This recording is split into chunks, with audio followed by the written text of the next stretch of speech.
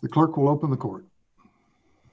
Oh yay, oh yay, oh yay. The Honorable, the Supreme Court of Texas. All persons having business before the Honorable, the Supreme Court of Texas, are admonished to draw near and give their attention, for the court is now sitting. God save the state of Texas, this honorable court.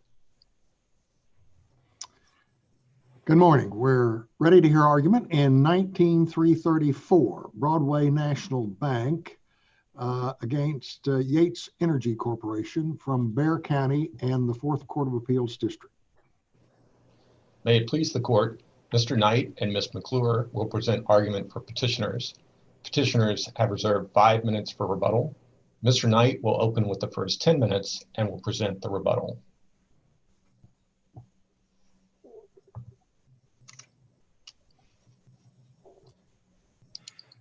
Well, may it please the court. This is a statutory construction case involving provisions in the property code that allow parties to correct a material mistake in a real property deed. The issue is whether a 2013 amended correction deed is valid, considering that it was signed by all of the parties to the original deed after one of the grantees had sold his interest. The Court of Appeals held that this correction was invalid under Section 5.029 because it did not include the signatures of all of the current property holders. Under the Court of Appeals decision, the mistake in this case will never get corrected, and respondent Yates has become the first property purchaser in Texas history to be judicially rewarded for taking advantage of a mistake in the real property records that it actually knew about. So we say the Court of Appeals interpretation of the statute was wrong for at least two reasons. First, Section 5.029 simply does not say that signatures from all current property owners are required. And second, the court's interpretation of 5.029 nullifies the bona fide purchaser provisions in Section 5.030. Now I'm going to talk about these in reverse order because I think the court's error is clearest and most significant when the two provisions are considered together. We set out the text of these statutes in our Exhibit 1, and 30 and 29, of course, were enacted together. And the structure of these provisions shows unmistakably that the legislature anticipated the exact situation we have here today. Parties to a deed would realize that they made a mistake. They would file a correction, and then somebody who bought its interest before the correction would be waving their hand saying, hey, that's not fair. You can't let the guy who sold it to me reduce my interest after the fact. Of course, that's the concern raised by the Oil and Gas Association in the amicus brief that they filed yesterday afternoon. It's a legitimate concern. And the legislature could have dealt with it exactly the way the respondents argue and the way the Court of Appeals held. It could have provided in 5.029 that a correction instrument has to be signed by all of the current property owners. But that's not the solution the legislature chose. Instead, the legislature dealt with the interests of subsequent purchasers exactly the same way Texas law has dealt with those interests for more than a century. It provided in 5.030C that a correction instrument is subject to the interest of a subsequent property holder, but only if that subsequent purchaser bought for valuable consideration without notice. This is a substantive legislative policy judgment. The legislature could have said that a correction instrument is subject to the interests of all subsequent purchasers, which is sort of the argument the other side is making, but that's not what it held. It only protected those who act in good faith. Here, if Yates could satisfy the bona fide purchaser provision in 5.030, our correction instrument would have no effect on Yates or the other respondents, and we wouldn't be here. We wouldn't be Zooming this morning. The only reason they have a problem with our interpretation of 5.029 is because Yates is not a bona fide purchaser under 5.030. Mr. Knight, your opposing counsel says that even under the Court of Appeals interpretation, the bona fide purchaser statute still has meaning because it applies when the correction is signed but not recorded. What's your response to that? I have several responses to that, Your Honor.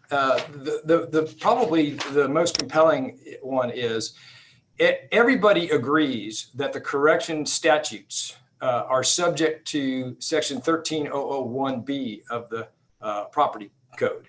And that says that all instruments are void as to a subsequent purchaser unless the purchaser has, all unrecorded instruments are void unless the purchaser has notice of the instrument. So if they're right, then the legislature enacted 5.030C in 2011 for the express purpose of duplicating a statute that's been on the books for a long time. It has no other meaning. That can't be what the legislature intended. The second answer to that, Justice Busby, is that we cited cases in our brief showing that for decades, if not longer than that, this court and others in the state of Texas have never interpreted the concept of notice that narrowly. There's been all kinds of situations that have been held to convey notice. And in this case, we have probably the most compelling example you can imagine. As we sort of summarized on that timeline, the trustee actually sent a piece of paper to Yates telling Yates, hey, the 2005 deed was a mistake. John was only supposed to get a life interest. Here is the identity of the remainderment. Here's their contact information in case you want to get in touch with them. So Yates had all of that information long before it decided to buy John's interest without bothering to take into account or account for the interests of these remaindermen. Mr. Knight, do the parties agree now that that 2005 mineral deed correction was not valid and that it was actually a fee simple transaction? Well, I don't know that all the parties agree to that, Your Honor. The trustee has litigated this case from the beginning on the assumption that the 2005 deed conveyed a fee simple interest by mistake. The 2006 attempt to correct that turned out not to meet all of the requirements of the statute because only the bank signed it. And it wasn't until 2013 that we got it right by signing an amended correction deed where all of the original parties signed it. So at what point, if any point, was it resolved that that conveyance was really a fee simple conveyance simply because the correction was done inappropriately, or is that still not completely agreed upon? I think that the state of the deed records was that it was a fee simple conveyance until 2013 when we correctly amended it. And under the statute, when we amended it in 2013, the amended correction deed replaced the 2005 deed. It doesn't exist anymore. And so there is no fee simple conveyance. Mr. Knight, would you clarify just to make sure I understand the evidence of knowledge that prevents the respondent from being a bona fide purchaser? Yes, Your Honor. And we did set that forth in the timeline that is Exhibit 2. But the 2000, remember, we attempted to correct this mistake in 2006. The 2006 correction deed is a unique instrument in that it has a narrative section in it. And that narrative states those facts that I just went through, that the original conveyance was a mistake, that the intended conveyance was a life estate only, and that it identifies a remainderment. The trustee actually mailed that to Yates, and Yates actually received it long before negotiating with John. So that is, to me, I don't know how ever better a person could put another on notice than sending them a piece of paper in the mail that says the essential facts. And I don't think they dispute it. They can't dispute that. Mr. Knight, do you agree that Yates, or disagree that Yates is an heir, successor, or a sign for purposes of the statute? We have litigated the entire case on the assumption that that phrase does include Yates as having purchased the interest from John. Yes, Your Honor. Let me quickly just discuss the text of 5.029. It's probably not the clearest statute the legislature has ever enacted, but I think that works in our favor because the rule the respondents want would have been so easy. You know, it's like 7 or 8 words it would have taken the legislature to say, a valid correction deed must be signed by the current property holders. Instead, we have this disjunctive phrase. It has to be signed by all of the parties to the original deed, or if applicable, an heir, successor, or assign. The Court of Appeals held that the right-hand side of this disjunctive phrase was a mandatory directive, that anytime there was an heir, successor, or assign in existence, that person's signature was required and the original parties couldn't sign it. We went through a lengthy textual analysis in our brief. That is not how any of us would use that phrase in ordinary English. And the example I like best is the check cashing one.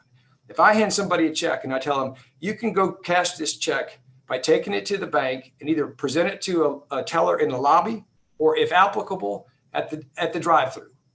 Under the Court of Appeals analysis, if a bank has a drive-through, it would be a mandatory directive to take that check to the drive-through, and it couldn't be cashed inside the building. And that's just not how any of us would use that phrase in ordinary, everyday language. And so that's a good example of why we say this court always does statutory construction starting with the ordinary language, and the ordinary language in this case suggests either side of that disjunctive clause can sign a valid deed. I believe Ms. McClure is next. Is that right? Yes.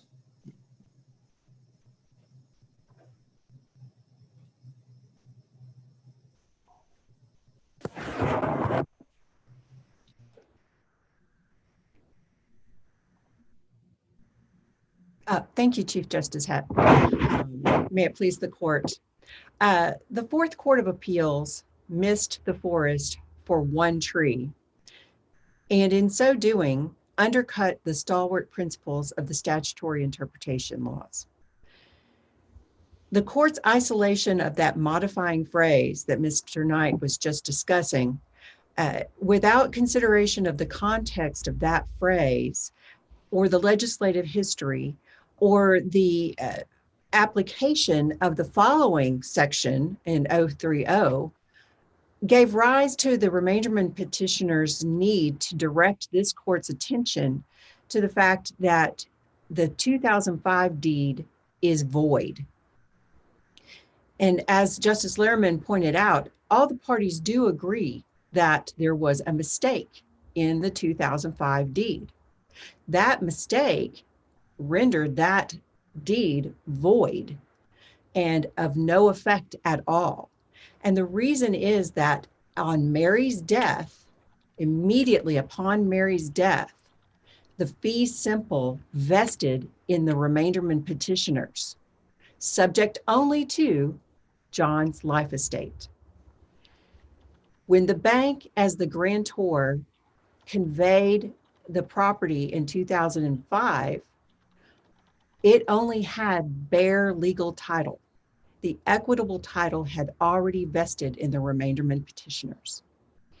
Therefore, their purported conveyance of a fee simple to John was void because they did not have that title. They did not own that property. So the only property that they owned was bare legal title, and that's all that they had the capacity to convey. The appellate court's analysis of the statute and the respondents and the oil and gas amicus position based on that analysis allows the respondents to claim a right to remainderment's property without any compensation or concern. It's basically a theft of their property. This is an absurd result, and it's definitely absurd in light of the voidness of the 2005 deed and the historic Texas jurisprudence that does not allow for the fundamental laws to sell property that you don't own. So, Ms. McClure, did the remaindermen have an interest in the property, or did they have an interest in the trust, in the remainder of the trust assets? In other words, could the trustee have conveyed an asset of the trust for the support of John during his lifetime? No, ma'am. The provision that the respondents have brought up is a provision in the trust that the trustee could sell property for Mary's benefit during her life. But when Mary passed away, the property that she devised to her beneficiaries vested immediately in those beneficiaries, just like in a will. And John was one of those beneficiaries, right? Except John, that it said it had to be put in further trust for him. Correct, which trust was not set up, Your Honor. The bank did not set up the special needs trust for John. They they did not do that. And that trust was a special needs trust that was to preserve and prevent John from selling his assets, to protect him and to protect the property from waste. But that was not done. And so you're saying that because they didn't set it up, John gets nothing and the other remaindermen get everything? No, sir. He got his life estate, and he was free to sell his life estate because it wasn't put in trust.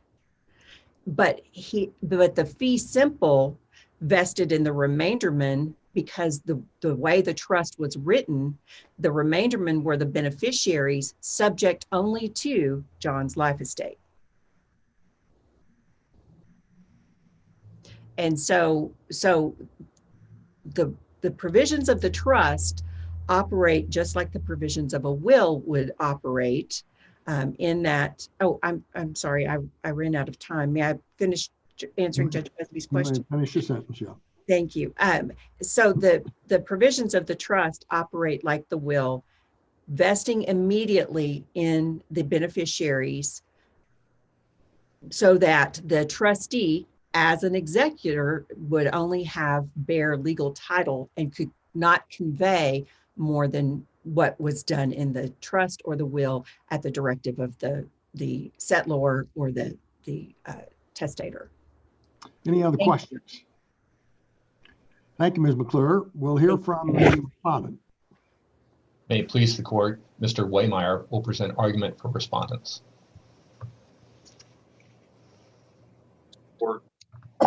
This court has never held that prior owners with no legal or record title may unilaterally execute an instrument divesting their successors and assigns of that legal title, which in this case was even title warranted, let alone with not even the courtesy of notice to the successors and assigns that the divestment has happened. Broadway Bank has created every single fact that it now comes and complains to this court over. Broadway Bank, while being the party that filed this lawsuit, has no title that will be affected one way or another by the court's adjudication of the case. Broadway Bank urges a catastrophic result on Texas land titles simply to avoid the liability to its beneficiaries that is currently the subject of a tolling agreement. Fourth Court of Appeals got it right. They properly applied the statutory text of 5.029, and they correctly rejected the petitioner's invitation to destroy the stability of every Texas land title. This court should too. What is the purpose of the statute? The TLTA amicus brief says it is to be used for parties that act quickly and by agreement. Nobody acted quickly here among the bank. They waited over 8 years to sign the paper they now say is inoperative.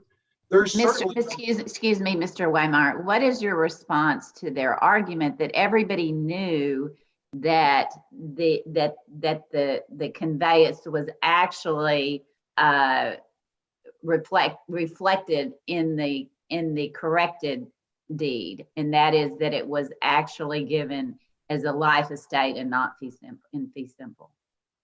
Thank you, Justice Lehrman. They are absolutely wrong that anybody had notice, and that's for several reasons.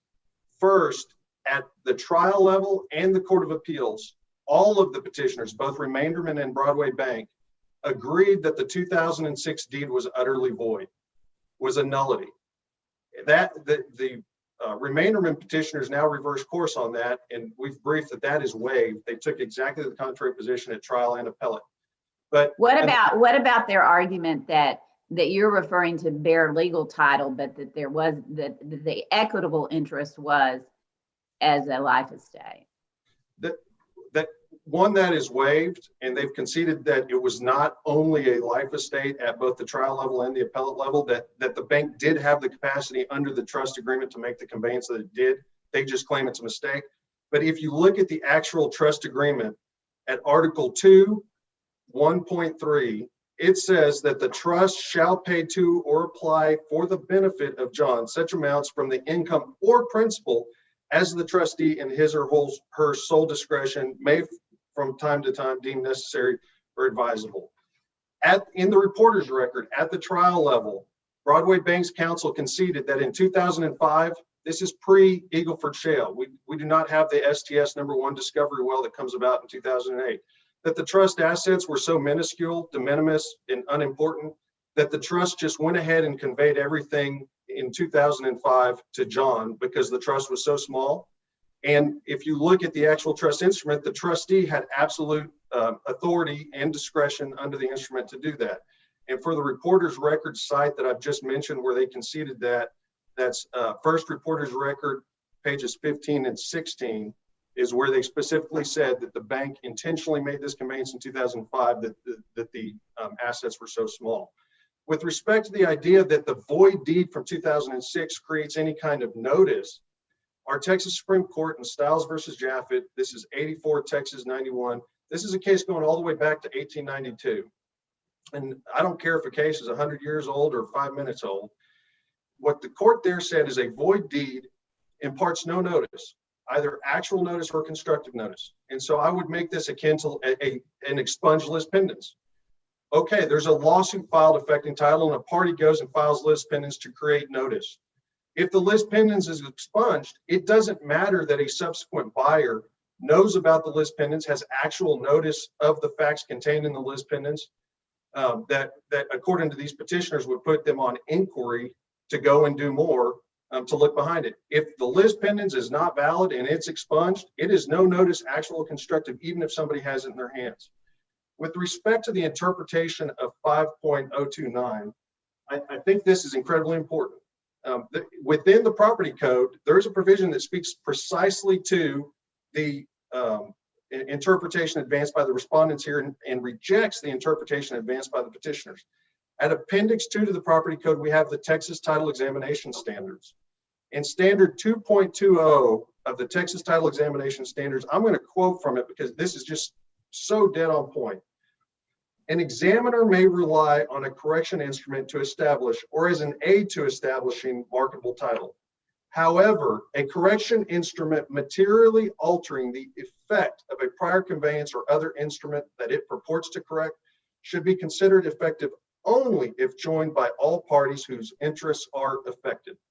So the court need look no farther than Standard 2.20 in our Texas Title Examination Standards to see that it speaks precisely to this issue. One of the members on that Title Examination Standards is Ms. Flowers, who authored the 2008 amicus brief on behalf of TLTA, telling this court that to allow material corrections in the fashion that was urged there in the Third Court of Appeals case would result in catastrophic title failure in Texas. I want to visit about the consequences of a particular construction. Before you go there, on looking at that standard in 529, does your reading insert and into the statute where the statute reads or? In other words, you read it to say the original parties to the deed and current interest holders, but the statute says the original parties to the deed or heirs, successors, and assigns. How do you square those two? Justice Bland, we do not read it as and. If the original parties have made a conveyance, as they have here, you do not need the original parties any longer. You only need the applicable and relevant and appropriate successors and assigns. And so it is not— We adopted concurrence, the concurring justice's view.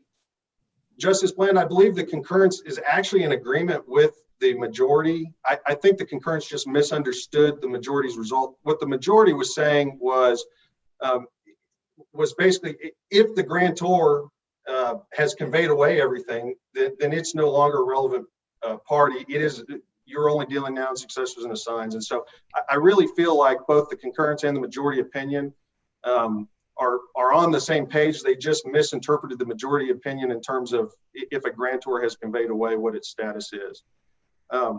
But we do not say and. We would not require that all of the original parties to the instrument plus the successors and assigns sign to make it effective under 5.030. What we would say is that if all of the original parties are still the parties in interest, then at that point in time, that's who signs. If some of them have become successors and assigns, then those step in, and those are the parties with the original grantor, or maybe not without the original grantor, depending on the facts. And I feel like this is diagrammed pretty well in EOG's responsive papers to the petition for review. We provide some actual examples of how that diagrams out. I want to talk about the consequences. How would a successor know whether an element of the original document was a mistake when the successor wasn't around for the execution of the original document? They wouldn't know, and the successor would be entitled to rely on the actual record title. And if all parties are in agreement, at that point in time, you could use the correction material statute, irrespective of whether what they have actual knowledge of not, or if they're approached and asked to sign the agreement as a successor and assign, they can go make a factual inquiry to determine whether it's appropriate or not. This is not a situation where the remaindermen are left without a remedy or the bank is left without remedy. This court, as it mentions in Cosgrove versus Cade, says that the way the situations are handled where there's not agreement is through an action for reformation. And to accomplish the ends that this court has laid down and the importance of certain titles and bright line rules with sharp corners, what the court has said is that if you're going to reform an instrument because there's an alleged mistake, that needs to be accomplished within 4 years, not 8 years after the fact. And I think a really important point with respect to people with actual knowledge, the petitioners have characterized the correction instrument as a November 2013 instrument.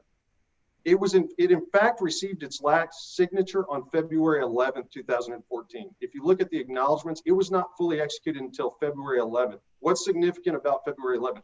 It's a day after John Evers died.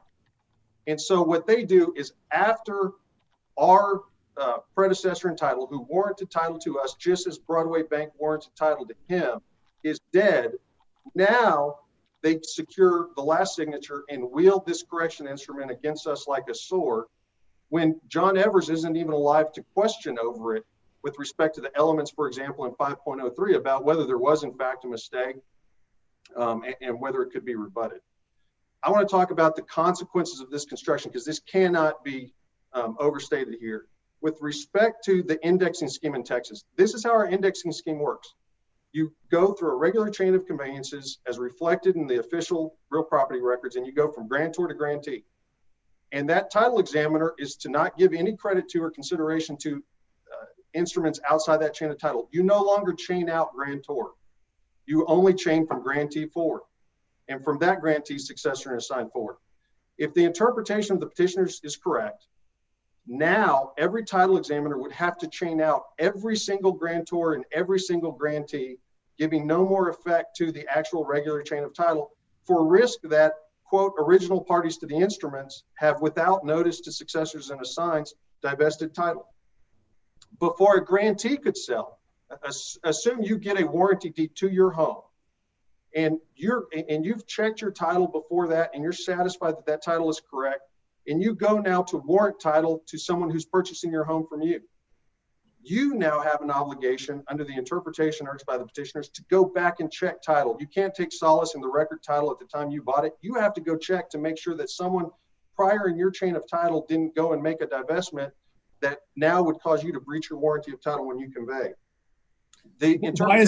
Why isn't section 5.030 and the protections that it creates for bona fide purchasers sufficient to deal with all those concerns? There's a legal reason and there's a practical reason. As a legal reason, what it does is it would place the burden on a party who's completely innocent to come in and file a lawsuit to establish its status. That has a practical impact of cost and expense and ability to actually afford that expensive litigation. But two, under 16.069 of the Texas Civil Practice and Remedies Code, when somebody in that BFP status, as you allude to, files that lawsuit, statute of limitations is now reopened for 30 days for all counterclaims that touch on or bear on the issue.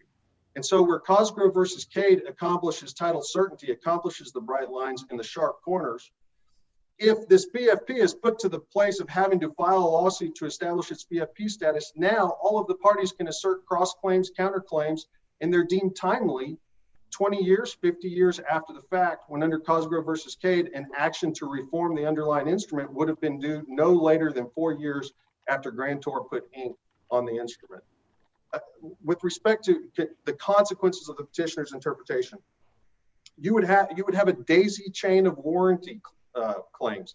So for example, if the successors and assigns are required to sign the correction instrument to make it effective, just as the statute says, there's no problem on the warranties because they would know and they would have to agree to correct the material mistake. But if the petitioner's interpretation is adopted, you have the warranty problems that come about precisely in this case. EOG would have a warranty claim against Yates. Yates now has a warranty claim against John, who's passed away. John has a breach of warranty claim against Broadway National Bank. So by not requiring the successors and assigns to agree to the material correction, it creates this daisy chain of warranty claims that are important. Parties will go looking for infirmities of title. I just want to concretely illustrate in the opening remarks by the petitioners, they said no party's ever been awarded that had notice that bought. And I disagree completely that Yates or any respondent had notice of anything as a matter of law, both for the reason that a void instrument creates no notice, actual or constructive, but also if you actually look at the 2006 instrument, it doesn't say that the bank made a mistake. What it says was that through, quote, oversight, they conveyed a fee. What the record here is that just as exactly they warranted in that deed to John Evers, that they had the capacity and authority to make that fee conveyance, and that they intended when they put ink on that deed to do exactly that. The fact that later, perhaps they changed their mind about their authority or otherwise, does not make it a mistake. They knew exactly what they were doing when they put ink on the instrument. And in the reporter's record, there is evidence that the bank relied on counsel before making the 2005 conveyance in the first place. They had legal counsel involved that told them that they did have the right to do that. That's conceded in the reporter's record. But to just illustrate this, all the time in title examination, we encounter reservations in favor of strangers. And this court has written on reservations in favor of strangers. That is categorically void. A title examiner that sees a reservation in an instrument in favor of a stranger gives no credit to it, and you continue on in the regular course of title because that reservation is void. What the petitioners would advance here is that in any of these deeds where there's a reservation in favor of a stranger, that would then, even though it's void, that would put everybody on notice as to what the parties truly intended. And that decades after the fact, the original parties to that instrument that made the ineffective and void reservation in favor of the stranger could go back and execute a material correction instrument saying that to correct the perceived error, and that would then be binding on all the successors and assigns. That makes no sense whatsoever. That's not the law. If you look at the regular real property records and there's no valid conveyance because the conveyance fails under the black letter law of the Texas Supreme Court, you give no credit to it and you keep going. You don't have to look behind that. And there's been many cases that say that. It will absolutely encourage more litigation. So where the correction deed statute is to avoid litigation if the parties act quickly in agreement, this is going to encourage it. There will be a flood of BFP litigation. And what the petitioners say in their papers is that if there's any aspect of a quick claim deed in your chain of title, and again, quick claim deed status is not perfectly clear under the law, and it's been repeatedly acknowledged through the courts that there's factors that have to be considered on each particular deed as to whether it's a quick claim or not, that you can never enjoy the BFP status. And so Justice Blacklock, I think this speaks to your earlier question as well, is oftentimes parties claiming through a quick claim deed have done more title work before they pay hundreds of thousands or millions or tens of millions of dollars.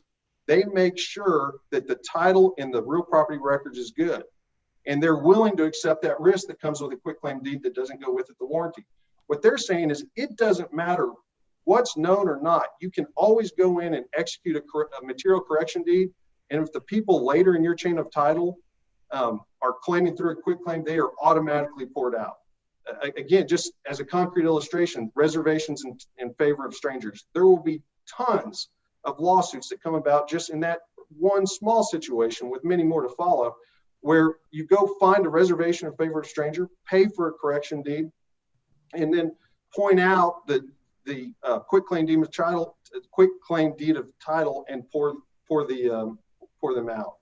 There was no mistake here. When the bank signed the deed in 2005, it knew exactly what it was doing, and the trust agreement specifically allowed it that discretion to do exactly what it did. And what the trust agreement says is that yes, sir. Keying off of your position that there was no mistake here, I just want to make sure, as I understand your argument would be the exact same argument even if there were a mistake. Is that correct? So for example, if the deed had conveyed Whiteacre instead of Blackacre, and there was never any ownership of Whiteacre, your position would, and then the grantee had assigned Whiteacre to your clients, and nobody in the chain had ever owned Whiteacre, you still would be taking the same position?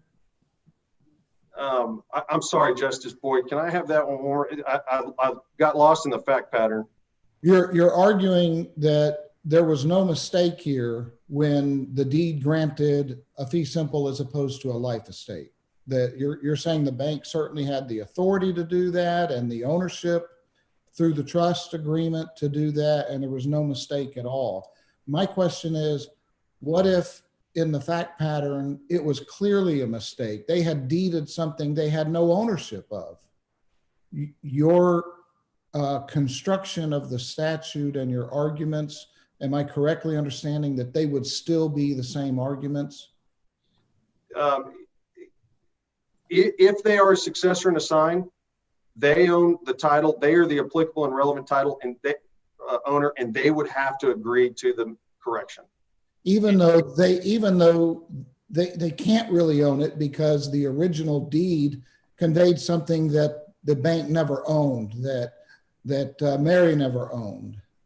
You'd still be arguing, well, yeah, but we have legal title to it, even though that original deed was a mistake. We have title to it, and it becomes a claim under the warranty? Justice Boyd, I'm out of my time, but may I answer your question? You may answer. In that situation where the deed in the first instance conveyed what was never owned, then that deed under the regular chain of conveyances and under Texas law would be void. And so there would be nothing to correct there. And so it would not be our position that we would have any claim to Whiteacre under that fact pattern. But in the fact pattern at bar, it's very different for two reasons. One, as we discussed, under the trust instrument, the bank did absolutely have the title to the conveyance. So this is not a void conveyance in the first place as a matter of law. And two, both groups of petitioners here conceded at the trial level and at Court of Appeals that the 2005 conveyance was appropriate. That was found in the trial court's judgment, and that issue was not cross-appealed by those parties in the court. It wasn't objected to at the trial level. It wasn't cross-appealed at the courts below. And so that the predicate to your hypothetical doesn't come into play, but because it's not factually applicable, but two, they didn't preserve it. Any other questions? Thank you, Mr. Waymeyer. Mr. Knight, I believe you have 5 minutes.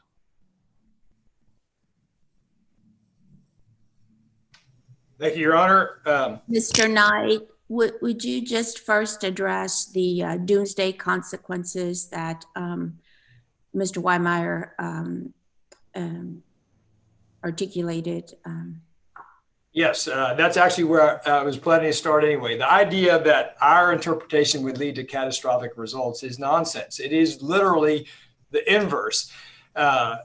the phrase he used was catastrophic results in land titles. Well, the people who play in this legal space every day filed an amicus brief in this case, the Texas Land Title Association, and they said that the respondent's interpretation and the Court of Appeals decision is the one that would lead to catastrophic results. And the reason is the overwhelming majority of land purchasers, particularly sophisticated parties like the oil and gas companies we have in this case, act in good faith.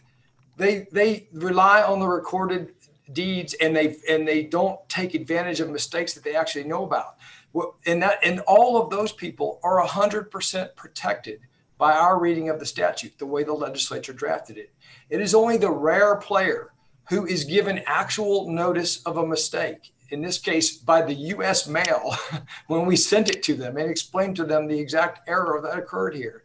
It is Does only an invalid correction deed give actual notice to a subsequent purchaser, or should it be disregarded because it's invalid? The validity versus invalidity argument, Your Honor, it has only to do with constructive knowledge. If we had filed that deed in 2006 and never provided it directly to Yates, then the law says because it wasn't executed by all the proper parties, it doesn't serve the function that a recorded instrument normally serves of providing constructive notice. But why would it be any different if we sent them the following three facts and the piece of paper we sent it to them on was titled correction deed or titled notice of error? It's the exact same thing. And we provided it to them and they actually knew it. So we're not relying on constructive notice. So again, we're back to Yates being in an unusual position, one that the courts of the state have never rewarded a party in this position. It actually was provided notice. It didn't have to go look in the deed records to find it. It had it in its hand and it ignored it. And it's in the court saying, I was entitled to ignore this. And because I ignored it, I cut off the rights of these remainder men. That's just Mr. never Knight, been Texas law. I wanted to ask you about your interpretation of if applicable, which you got into at the very end of your argument before. Why don't we have to look at the nature of the underlying interests that are being described in an if applicable scenario, and if they're exclusive, if it can either be one or the other, but not both, then why doesn't the if applicable say you go with the one that is applicable at the time? So for example, if you have a bunch of people that own a piece of property in undivided interests, and there's a provision that says all notices for the property, one of the interests is owned by A, but there's a provision in there that says under certain circumstances, A has to sell to B. And then there's a provision that says all notices regarding the property should go to A, or if applicable to B. If A has sold to B, would you think it would be okay to give the notice to A? In that particular example, Your Honor, I'm not sure whether that would be the case or not. But I don't know that what we have here is an exclusive one. I mean, suppose John at the time was incapacitated in some way and couldn't have executed this deed. I do think in that instance that the rest of the parties who knew the family's affairs, who knew that John had no children and that Mary wanted the interest to go to her grandchildren when he died, could have gone to Yates and say, the rest of us have executed this correction deed. John, as the last remaining party to the original deed, for some reason can't sign it. And then Yates could have added that signature. So I'm not sure that this was a mutually exclusive deal.